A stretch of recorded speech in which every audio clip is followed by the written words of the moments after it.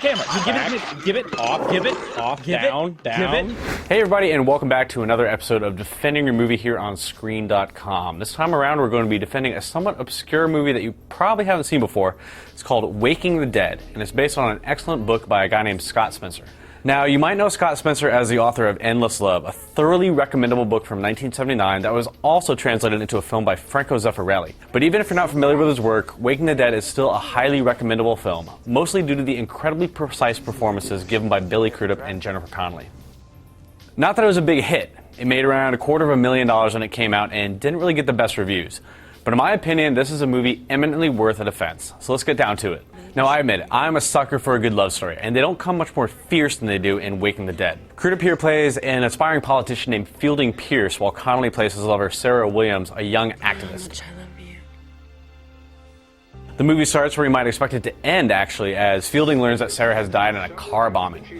It's an emotionally brutal opening to the film, but of course it doesn't stop there. We quickly get thrust backwards and forwards in time to see the start of Fielding's relationship with Sarah and the somewhat gray life he leads after her death as he runs for Congress.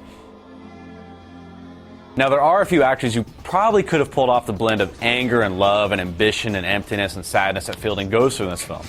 But in retrospect, it's difficult to imagine anyone other than Crudup in the role. He has an intensity that's almost frightening at times, especially later in the film when he believes that Sarah is somehow haunting him or might actually still be alive.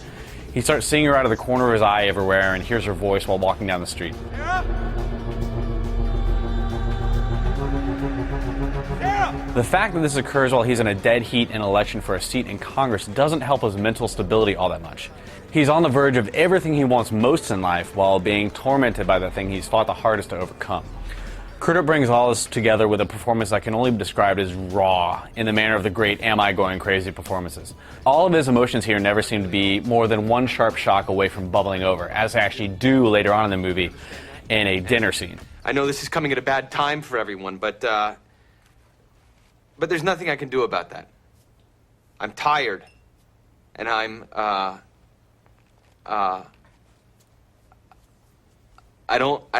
I don't see things the way that I used to. Everything is fucking strange. But of course, no romantic film is truly great without two excellent leads, and Oscar winner Jennifer Connelly is absolutely charming and believable as Sarah. Like, unbelievable adventure.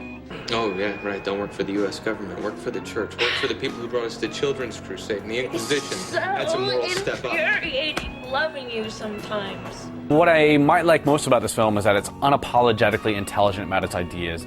These are two very smart people who are desperately in love with each other, but who recognize that their ambitions are probably destined to tear them apart. Sarah's brand of activism is likely to be a liability to Fielding's political desires, while Fielding thinks that he can do more good by working from inside the system after he's elected to office, much to the chagrin of Sarah's revolution-minded friends. Symptoms is a sign of his good health. The pair have intense, meaningful conversations, usually in the form of one-shot long takes, and they have this wonderful way of just looking at each other that immensely helps to sell the romance. I think I'm scared of disappearing. There's just a really, really good chemistry between the two actors, making for what winds up being one of my favorite screen romances, in that it's a difficult and challenging relationship without relying on over-imagined complications like you might see in many romantic dramas.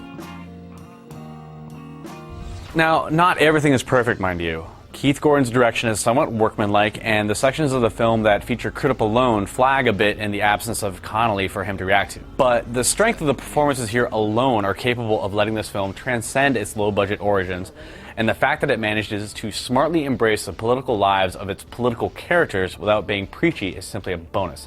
Now, this is a member of one of those small group of films that I not only like, but actually really care about and respond to emotionally.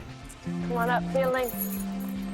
This is a small movie with a big heart, but you don't have to take my word on it. You can actually check it out pretty easily for yourself, since Waking the Dead is available for streaming on Netflix. So please, go ahead and give it a view, add some details and quotes to our wiki of it, and let me know what you think. That's about all the time we have for this episode of Defending Your Movie, so we'll see you on Screen.com, and we'll be back soon.